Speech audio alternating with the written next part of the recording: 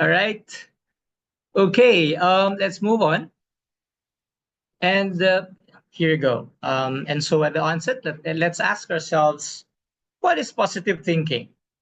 Anyone? Maybe we can ask our participants in the chat room to just key in what their thoughts are on positive thinking. But basically, positive thinking is all about maintaining an optimistic, can do mindset when facing challenges. And it's not about ignoring reality, but tackling obstacles with confidence and perseverance. And research shows some amazing benefits, and positive emotions actually broaden our perspective and encourage creative problem solving. It's just like, a mental fitness for our brains. And I like that Henry Ford quote on the screen. Whether you think whether you think you can or think you can't, you're right. Our beliefs really do shape our reality through our actions and perceptions. And the neuroscience is fascinating. When we expect good outcomes, our brain's reward centers actually light up, and it creates this wonderful positive cycle between our thoughts and brain chemistry.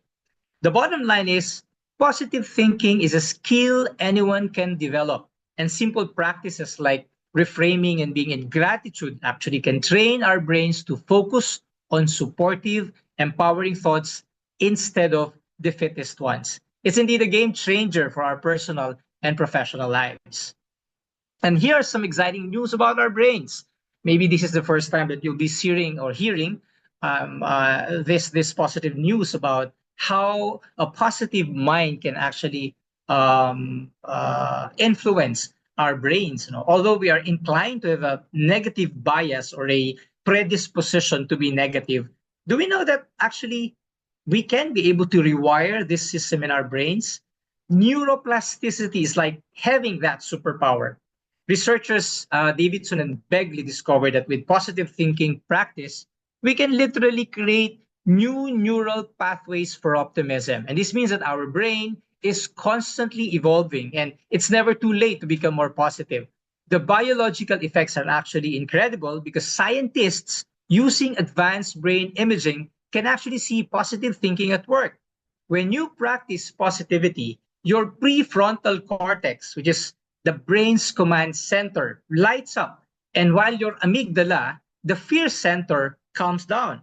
So your body responds to with better immune function, less inflammation, and healthier stress hormone levels. And here's the best news. Positive thinking is 100% learnable. It's not some magical trait that only lucky people have. And Dr. Barbara Fredrickson's research shows that it's like building a mental muscle, and with regular practice, anyone can develop this skill. Think of positive thinking as a mental fitness training, just like a physical exercise. It takes consistent practice, but the benefits multiply over time. And remember, all those wonderful health benefits we'll talk about next aren't just wishful thinking. They're actually backed by real changes happening in your brain and body. So what benefits of having what benefits are there of having a positive mindset? Well, exciting research shows that positive thinking has incredible physical health benefits, and these are backed by studies from Harvard, Johns Hopkins, and many more. Optimistic people live 11 to 15% longer on average. Tingnan niyo yan. Mas humahaba ang buhay ng tao, no? Even after accounting for factors like smoking or illness, it seems positive thinking promotes healthier behaviors and resilience. Ito pa, people with a family of heart disease who maintain optimism are 33% less likely to have a heart attack or other cardiovascular event. Our mindset can overcome even genetic predispositions. And the most optimistic people have, imagine this, 50 to 70% greater odds of reaching age 85. So ibig sabihin, mas napoprolong nito ang ating buhay, no? And even beyond. And cultivating positivity could be just as important as diet and exercise for exceptional longevity. So our mental attitude doesn't just make us feel better, no, but it can actually help us live longer and healthier lives. And this perfectly complements what we learned about neuroplasticity earlier and sets up for the immune system benefits coming in the next slide. So we've discussed earlier the benefits of the physical benefits of being positive. Now let's take up the impact of a positive mindset to our immune system. Do you know that the immune system is also incredibly powerful and that our thoughts and emotions have profound impact on this functioning?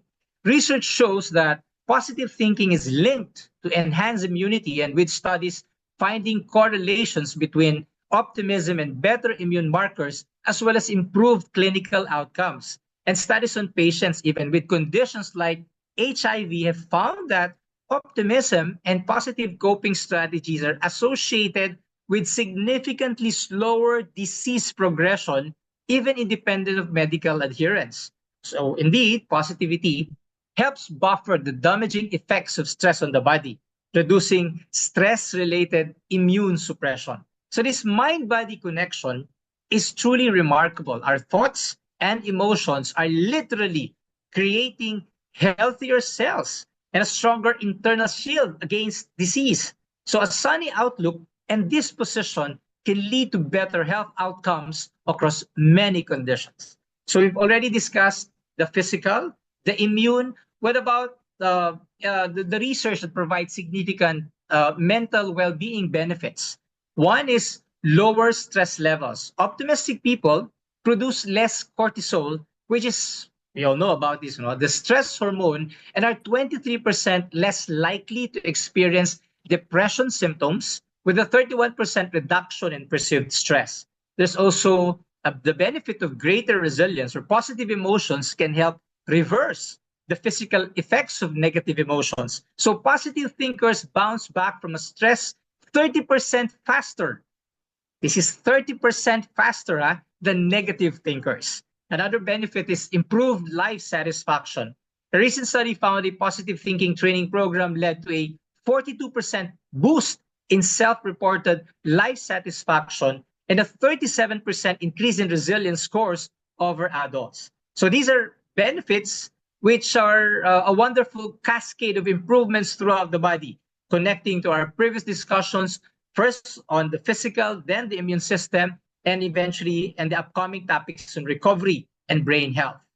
So here you go. Research also shows that a positive attitude is linked to better medical outcomes across a range of conditions, from cardiovascular disease to even cancer recovery. So optimistic patients have up to 39% higher levels of disease-fighting natural killer cells. Maybe we don't need any more medication, because this adds up to 39% higher levels of disease-fighting natural killer cells, and demonstrating the powerful immune system benefits of positivity.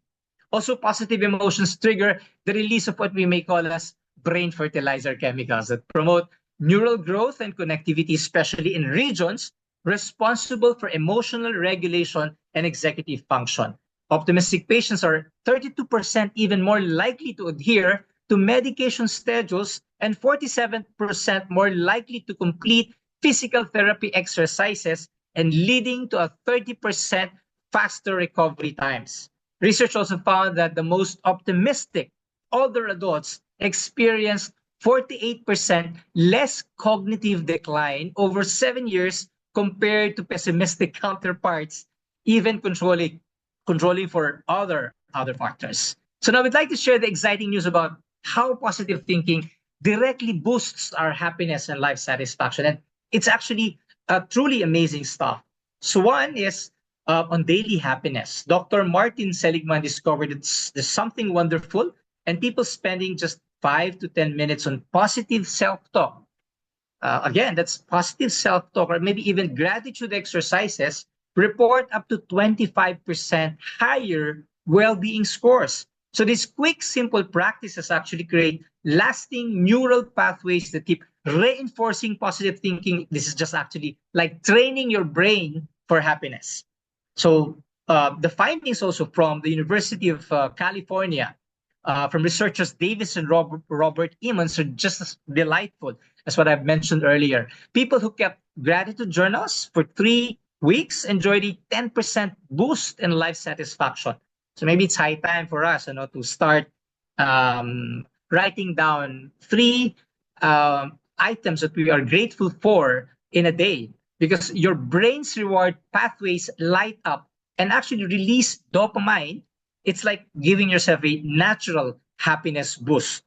And there's also reduced anxiety. The University of Pennsylvania found something truly exciting. And when positive thinking exercises team up with traditional therapy, patients with moderate anxiety or depression improved 40% faster. And these approaches work together beautifully by interrupting those pesky negative thought spirals before they can actually even take hold. There's also life contentment. The long-term benefits are even more thrilling, and studies following participants for 5+ years show that regular positive focus techniques not only lead to significantly higher life satisfaction, but also build incredible resilience during life's challenges. So who wouldn't want that superpower, no? And here's the best part. These aren't just feel-good ideas. Results from positive psychology journals compiled over 100 studies with more than 6,000 participants confirming these fantastic benefits across all kinds of different populations and situations. Indeed, the science of happiness is real. And the best part of it is it's accessible to everyone. Now, let's talk about an equally important topic. We've heard about positive thinking. I don't know if you've heard also of toxic positivity. Toxic positivity is a growing concern in mental health now, where positive thinking is taken into an extreme and used to suppress real emotions. And there are three key ways toxic positivity manifests. One is forced positivity. The second one is actually emotional suppression, and the third is dismissive responses. Now let's actually dwell on each one of these manifestations. Forced positivity is insisting on only positive vibes, um, even in the face of life's challenges. This can lead to feeling actually being disconnected in authentic, particularly to a person who's actually having this depression. The second one is emotional suppression, is shaming people for feeling negative emotions. And this actually increases stress, of course, rather than helps. And then this is also dismissive responses, like just focus on the positive or look at the brighter side, which can invalidate people's experiences and make them feel their feelings aren't valid. So the healthier approach, the other side, the flip side, is actually emotional agility, where we face our feelings with curiosity rather than trying to banish or suppress the negative ones. And emotions are messengers, by the way, and not enemies to defeat. So we just have to probably just acknowledge it, and rather than repress or suppress, but overcome, or maybe even we need to transcend this emotional setbacks. Well, at this point, it is important to have a distinction between healthy empathetic support and the harmful effects of toxic positivity.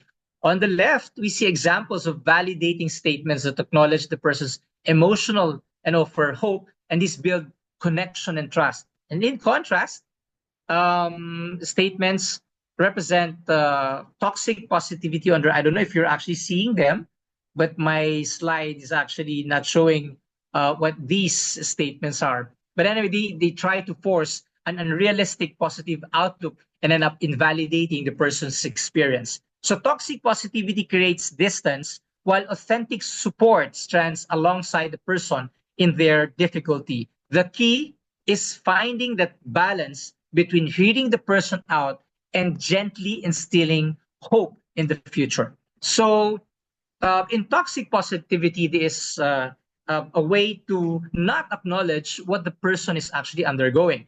But in mental agility, we acknowledge it and we are dead set to be able to address these concerns. So hopefully we can inspire people to be more mentally agile rather than just give false hopes to anyone who's actually in a state of depression, and do just toxic positivity. So at this point, maybe we can discuss some misconceptions about positive thinking. where positive thinking is often misunderstood. And let's explore three common myths and the truths behind them. First, many believe positive thinking means ignoring problems. But the truth is, it's about approaching challenges with a constructive mindset, recognizing the issue, but asking, what can I do to improve this? Or what might I learn here? So we've been able to experience negative setbacks. So for example, being denied of a promotion or opportunity, lost something very valuable, or maybe it did not get the sale, no? But rather than dwelling on the negativity of the situation, we rise above it and ask, what can I do next time to improve this situation? What lessons can I learn, right? The second myth is you have to be happy all the time.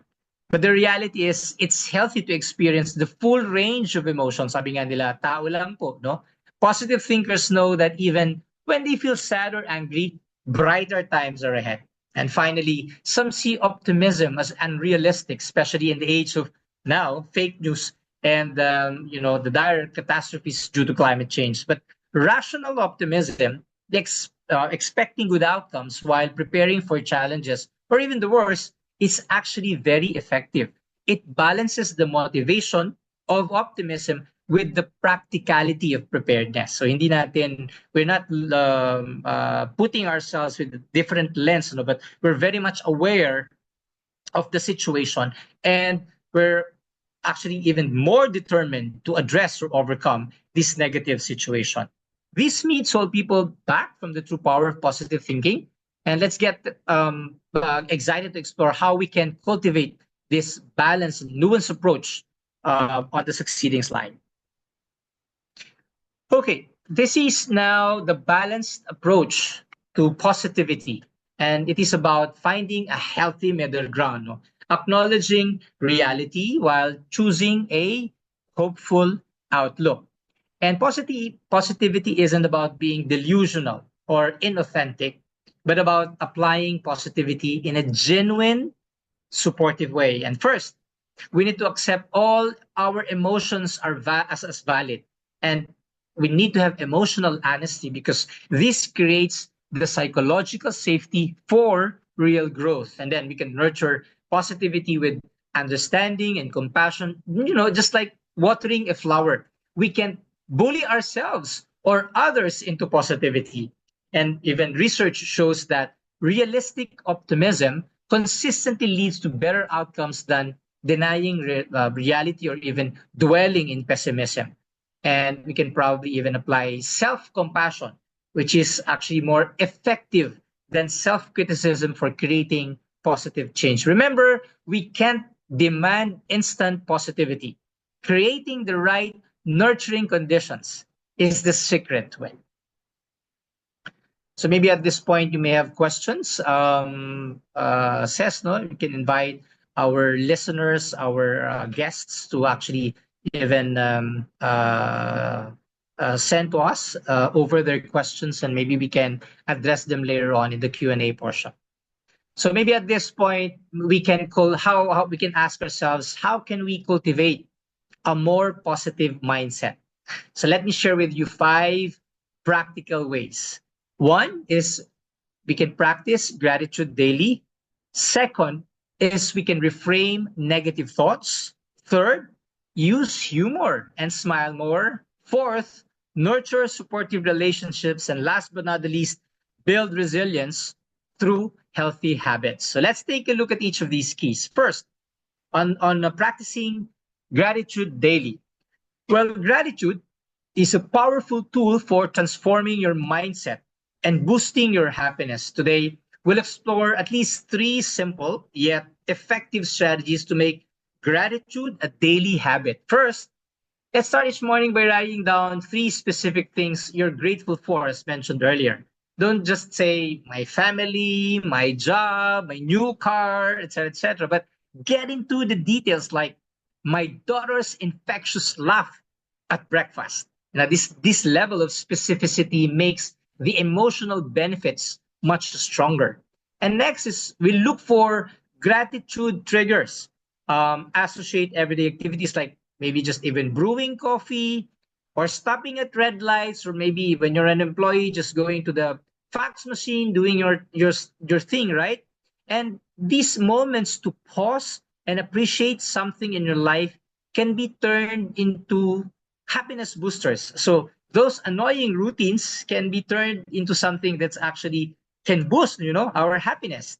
And finally, we can express gratitude directly to others through text, calls, or handwritten notes. And this even strengthens your relationships and builds your gratitude muscle, and shows, actually the most powerful among all of these is the gratitude letter. So I've actually been doing this, and I've been hearing something positive from employees who are actually personally receiving thank you notes, no? To them, it's something they would even safe kept, because according to them, the boss actually sort of made an effort to write a thank you note for them. Okay, another method is actually reframing. Reframing is a powerful technique for boosting mental well-being. It's like having a remote control for your mind. So our brains naturally focus on the negative. I mentioned earlier, we have a tendency towards a negative bias, right? But reframing helps us adjust the lens to see the bigger and brighter picture. So pause when you have negative thoughts and challenge those automatic interpretations, and ask yourself, is there any other way to look at this? For example, if one person hurled something negative, or gave you some invectives or insulted you, maybe the uh, reflex act there is to actually to be more even, with the person, because that's kind of become our reflex act, but actually we can use what we call as an SOS technique. So we need to step back, maybe observe why things are like that, and steer our mind. Maybe a person, when you actually try to greet in the morning, did not greet you back, probably because there has been a problem, before he actually even went to the office that morning. So rather than catastrophize, rather than think negatively about why this person did not actually greet you back, probably you need to step back and check, why is this person like this? Ano kaya yung pinagdaanan niya? Ganito siya at hindi siya bumati sa akin ngayong umaga. And then observe your thoughts. Am I offended? Or did I just do this for the sake of gusto ko lang magbigay ng magandang pagbati ngayong umaga because masaya ako, right? And then maybe I need to steer my thoughts, like baka may pinagdadaanan, kaya rather than me reacting negatively to the situation, I might as well understand this person, and maybe at some other point, at some other time, I can be able to raise this concern with them, right? So rather than having a reflex act to fire back to the person, and make tanong, why did you not greet me? Because I greeted you actually in the morning. So maybe just let that, situation pass, give that person a space, and maybe when things are more calm, maybe there's a possibility that you can sit down and talk with the person why that happened. So pausing, even for 5 seconds, not reacting, can do a lot of work. And so positive self-talk and reframing improve mood, reduces stress, and build resilience. It's like finding the silver lining in every cloud. So we need to actually practice reframing because it rewires our brain, no? Creating neural superhighways for positive thinking. And it works hand in hand with gratitude to make you mentally stronger. And let's try to have thought transformation. So in this slide, we're exploring some fantastic examples of reframing. It's like giving your thoughts a makeover, so to speak. So our first example tackles the pesky, I'll never improve thinking. Isn't it amazing how simply shifting to a growth mindset opens up so many possibilities? The power of yet is truly magical. And the second example is all about conquering, I used this term earlier, catastrophizing. And we've all been there, no? 1 minute, there's a small wake up the next, we're convinced everything is ruined. But with our time frame superpower, we acknowledge the bump in the road while keeping our eyes on solutions. And in third example, we challenge the forever trap because honestly, very few situations actually last forever. And recognizing the temporary nature of challenging or challenges is incredibly liberating. And this one is actually the last one is my personal favorite.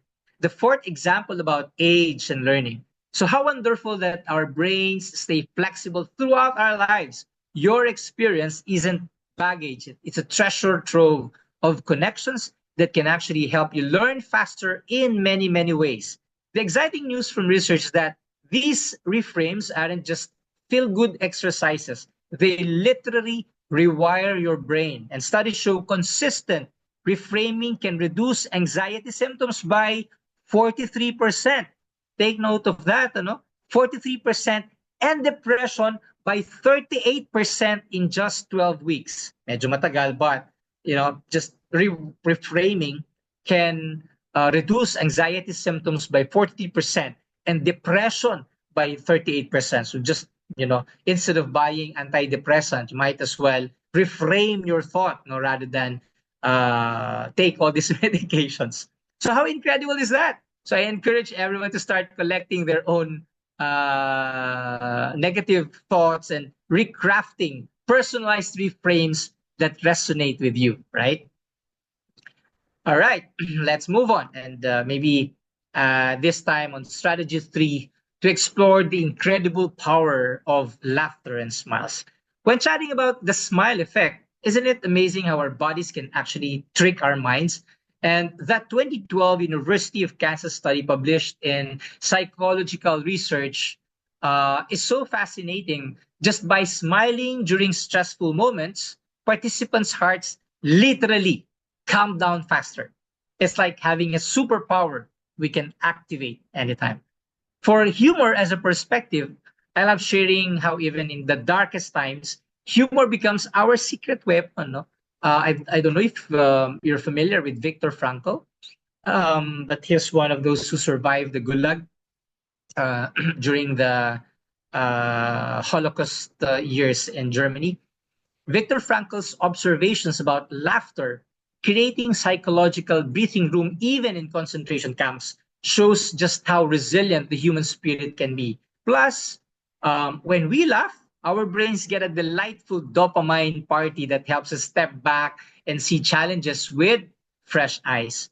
Dr. Barbara Fredrickson's research on micro moments of positivity resonance shows how this little happiness bursts add up to major resilience over time, like making small, joyful deposits in your emotional bank account.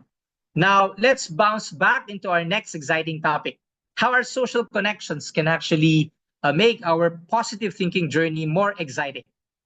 So in the next slide, this portion reveals how our relationships supercharge our positive thinking journey. First is on positive social circles. It's amazing that we become like the 5 people we spend the most time with. And have you heard of that?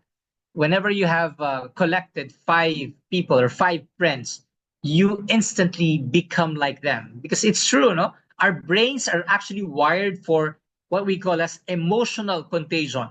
We catch feelings from others like catching a wave. And so now there's a need for us to choose our 5 connections wisely and check or even watch how your mindset transforms. The second one is on honest communication. And let's ditch toxic positivity, those, just be happy vibes for a while and embrace authentic positivity itself. Creating spaces where we can be real about challenges while holding on to hope actually builds stronger connections and resilience. It's just like, emotional weightlifting. And of course, be the support. Here's a fascinating win-win. When we lift others up, we get a helper's high, that activates the reward centers in our brains. Studies show regular volunteering and helping others is like a natural happiness booster. And as you give positivity, you literally grow more of it within yourself. And last but not the least is community connection. Who's up for joining a gratitude circle? mindfulness community, or maybe even service organization. These groups aren't just fun, they create meaning and purpose, which positive psychology shows is the rocket fuel for lasting happiness. Positive thinking thrives in communities, yes, and we're social creatures by design, and with others, socializing with others are actually the number one predictor of happiness and resilience. So let's actually enhance the power of we in the well-being. And let's dive into this fantastic resilience boosting habits that can transform your lives or even your mindset. When it comes to regular exercise, we're talking about a natural mood booster that anyone can access. Just 20, 30 minutes, at least 3 times a week. It's like giving your brain a happiness infusion. It's as simple as a brisk walk, a dance party in your living room, or a fun yoga session, which can be as powerful as medication for some people. Your body actually creates its own feel good chemicals. The second one is sufficient sleep. Now, think of it as your brain's refresh button. Those 7 to 8 or even 9 golden hours are when your emotional batteries are recharged. I'm guilty of this because I'm actually just having 5, 6 hours of sleep. Well, I would say meaningful sleep, no. But create your sleep sanctuary with a consistent bedtime, cozy dark, a screen-free, wind down, and watch how much brighter tomorrow looks. You will feel well rested, and when you wake up the following morning, you will feel that you are a positive thinking powerhouse. The third is meditation. This practice is like gaining superpower, even in just 5 to 10 delightful minutes a day. Imagine being able to watch your thoughts float by like clouds instead of getting swept away in a storm. In Cebuana Wheeler Foundation, we have what we call as mental traffic control. So our AA typically turns down the light, turns off the light, and plays an instrumental music, and we can do what we want. We can take a nap, we can pray, we can meditate, we can go to the washroom and do our stuff. So this actually sort of puts a full stop to what we are doing and be more centered. And hopefully this draws out our inner power so that we're ready, more recharged after 5 or so minutes of mental traffic control. In meditation, when with each mindful breath, you're building the amazing ability to choose how you respond to life rather than being at the mercy of every negative thought. I, it's simple. It's freedom in its simplest form, and also active problem solving, which turns you into the hero of your own story. Instead of being stuck in the merry-go-round, you get to take action and feel that incredible sense of accomplishment with each small step forward. It's like having a superpower again that transforms overwhelming mountains into manageable molehills. We move on to some of the powerful tools also, like self compassion. This is a powerful tool that can boost our resilience and positivity. The researcher Dr. Kristen Neff's research shows it's much more effective, of course, than harsh self criticism. And when we have an off day or are feeling down, it's important to accept our imperfections and remind yourself that feelings are temporary and that aiming for 80%, kahit 80% lang, is perfectly awesome. Also, speak to yourself with some kindness and understanding. You shouldn't be harsh to yourself. So you would offer a dear friend, just like yourself, and who is struggling. Maybe a pat on your back is something that you need to move forward. Notice the difference between how you talk to yourself versus how you'd support a loved one. So if you're doing this for a loved one, we must also have our self-love, right? So let's celebrate each small win, no matter how tiny. And each positive thought, moment of gratitude, or reframe of negativity is strengthening your what you call as positivity muscle. It's like training a puppy with treats, and you're both the puppy and the trainer, right? Okay, welcome to our journey of building mental fitness through positivity, and it's just like strengthening a muscle. We'll start small with daily habits like noting 3 things we're grateful for or catching negative thoughts. And these tiny practices create big results over time. Consistent training actually is the key. Reframing thoughts and practicing gratitude and positive self-talk rewire our brains and make positivity more automatic. And we've also discussed, neuroplasticity earlier, right? Which is very amazing because after just 8 weeks, we can see changes in brain scans as the prefrontal cortex gains more control. And the ultimate payoff is, of course, increased resilience.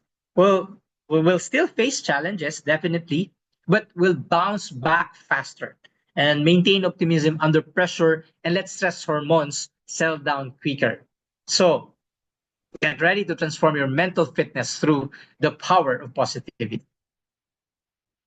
So we can actually do this by starting your day with energizing morning practices like meditation or gratitude to set a positive tone.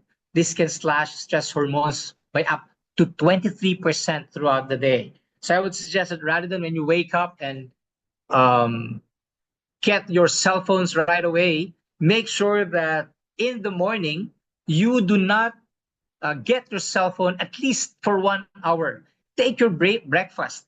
And when you retire at night, make sure that your last hour, you should not be holding on to your cell phone because the mind has to, when you sleep, the mind has to actually settle down. But if you're triggered or excited by anything that's in your cell phone, it will actually be very difficult to get sleep.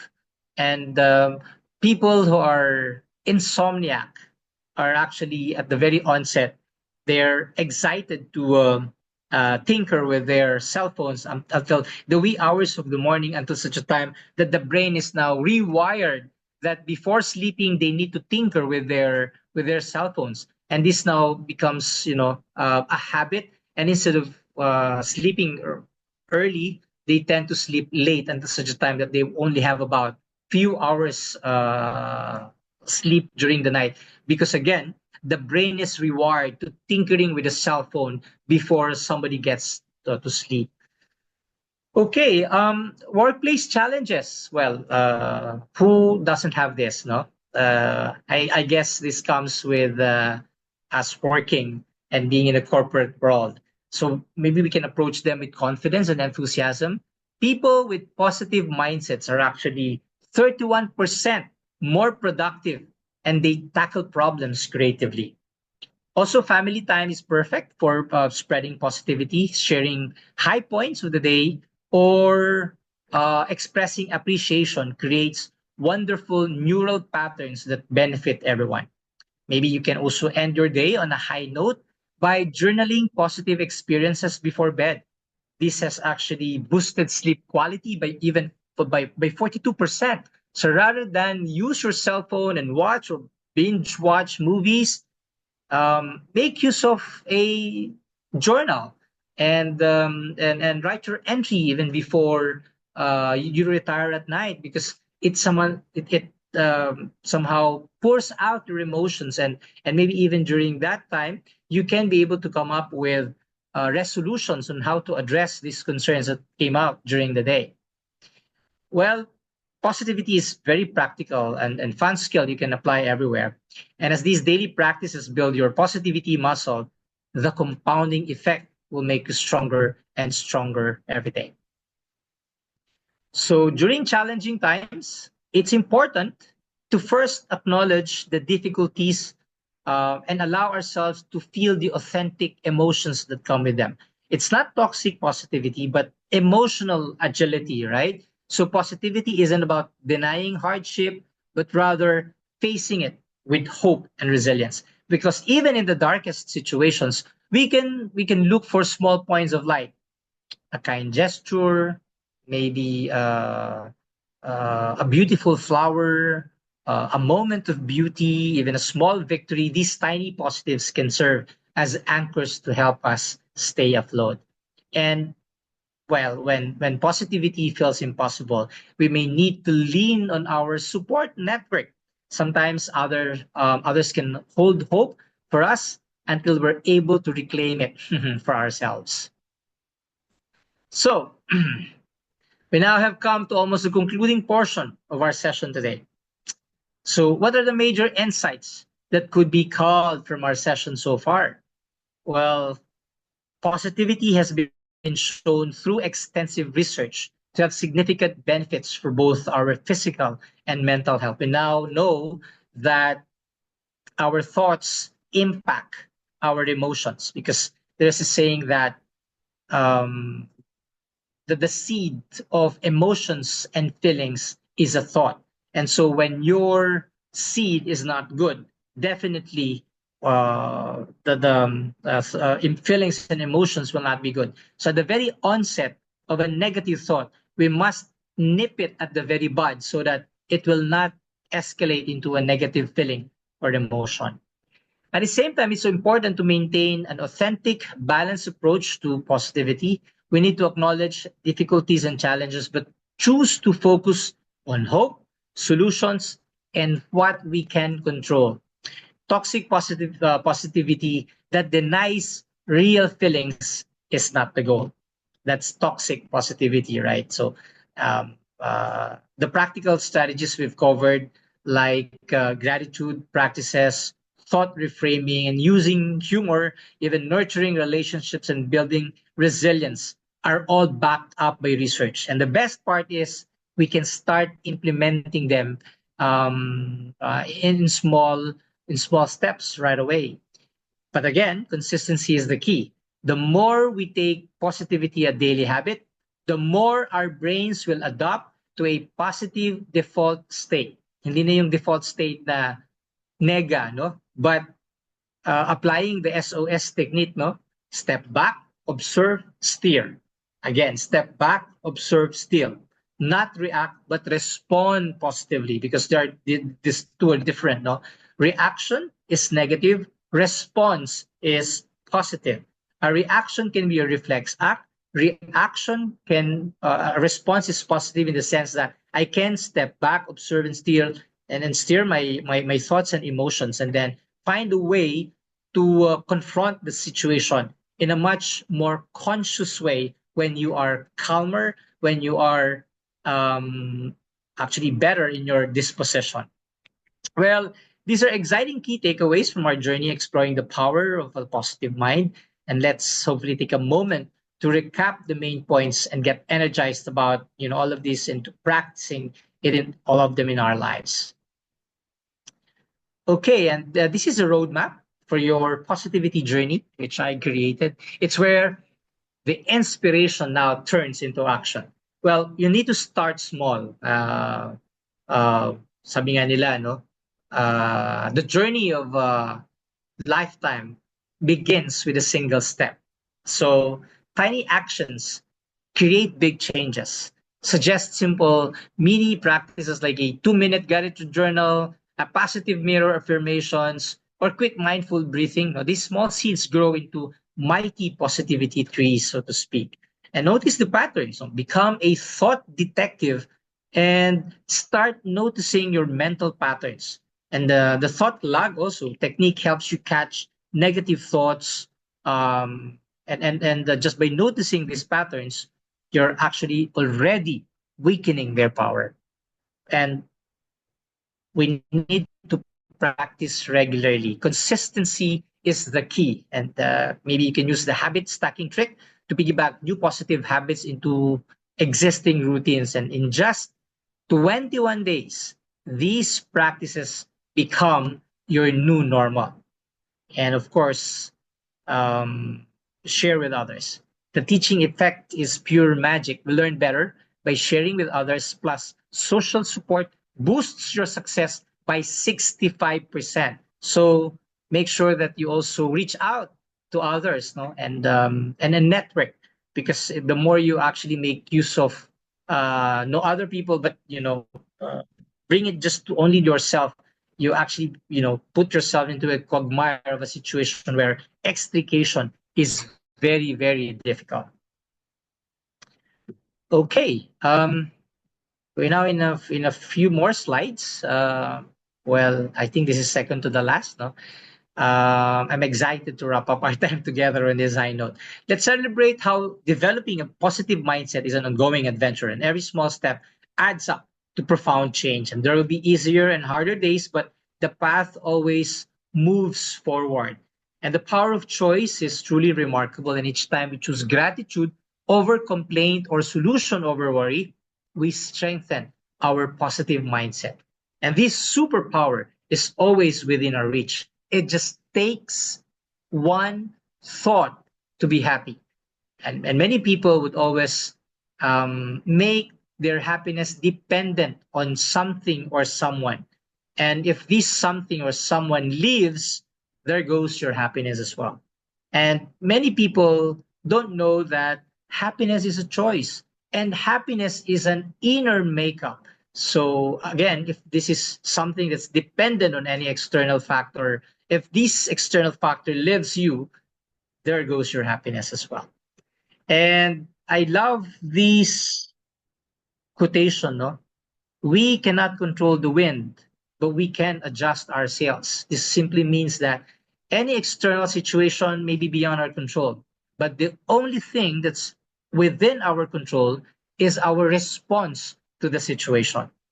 Regardless of what's happening outside, if I have that inner power of not going to be uh, um, influenced by that external factor, and I'm going to have my inner, my sort of self mastery and being able to remain solid, unshakable, and strong, no other situations outside can be able to make me stumble.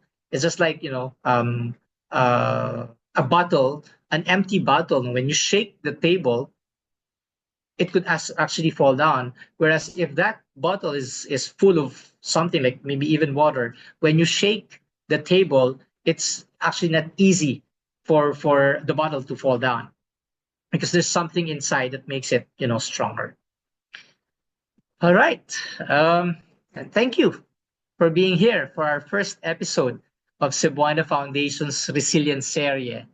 Your presence actually made this session meaningful, and I'm excited to invite you all to join us for the next session in our Resilience Area series, where we intend to explore strategies for overcoming anger and transforming challenging emotions into personal strength. We look forward to be with you again. Maybe, Cesar, at this point, we can have a Q&A portion. Yes, thank you so much, sir, for that talk. I think my favorite part is learning really what the power of a positive mind in a way that it does have an effect not only on our mental well-being, but also on our physical health. I think that's my favorite part. And I hope that our participants were able to get the strategy that you presented, the SOS strategy. Step back, observe, and Sir, steer. it's So here. that's one of our key takeaways that our participants will be able to not only practice for themselves, but also tell other people how to practice it. So when it comes to the Q&A, actually asked our participants when they were registering to submit Mhm. a question in advance. And I have some few interesting questions because most of the questions that we received was actually already addressed by your talk. So we have some Mhm. few questions here that I think you might want to expound upon. So first question would be, hold on. How do you stay positive while preparing for the worst scenario? So basically, a train is coming towards you from the end of the tunnel. How do you remain positive? Mhm. Yeah, well, I discussed about toxic positivity and a positive mindset does not mean ignoring difficulties. Rather, it allows us to confront challenges with clarity and resilience. And the key, of course, is to focus on what can be controlled rather than what cannot be controlled. Because in real life situations, there are things which are beyond our control. We would want to be the master of the universe. We would want to control everything, but at the end of the day, we can only do so much. So we can actually choose our own battles, and make sure that the battle that you're going into are actually something that you can win. rather than engage with anything and make yourself a subject of all of these things. Uh, there's a term, no? Making yourself uh, simply being available to anything and to anyone.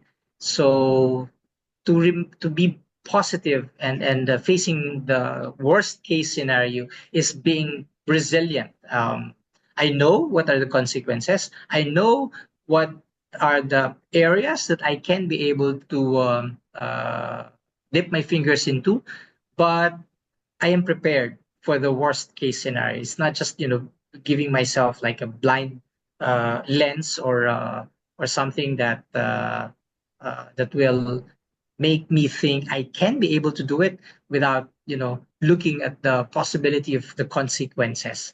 So to remain positive is to remain resilient in all of the situations, whether the best of times will come or the worst of times will come. Thank you so much, sir. Miss Pebbles from our chat actually has a very inspiring thought as well. She said, in a world full of distractions, focus on growth, not doubts, and celebrate small wins. That's her message to our to Gen Zs, just like me, A good and point. to our younger generation, Gen Alpha. And to follow, she actually has a question for us. JDB, how can we empower more our Gen Z with the power of positivity to help them manage stress, resist peer pressure, Mhm. and thrive in a challenging environment? I would say thought management. I mentioned earlier, the seeds of feelings and emotions are actually thoughts, right? So if I am able to uh, manage my thought at the very onset, I can be able to manage my feelings and emotions. Um, there has been a lot of distractions and disruptions. The span of attention, particularly of the youth, is now getting smaller. It used to be before minutes. Now, if you don't have 6 seconds to get their attention into, you will have to be more innovative and creative to get their attention. But the more there is a stimulus or a stimuli, the harder actually it is to be in control and to have that attention. So if we are able to control our thoughts, regardless of the external stimuli, we can be able to control our emotions and our feelings, and we become a self-master.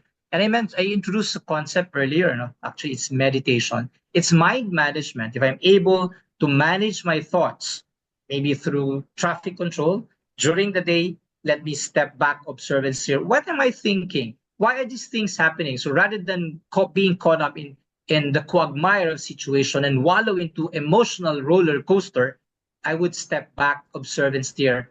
I am a person who's actually not going to be influenced by any external situation or stimulus. So that's actually not controlling, but managing our thoughts. No? So rather than be subservient to anything external, I become a self-master. And even more powerfully, I can be able to influence the situation for the better rather than being influenced by the situation.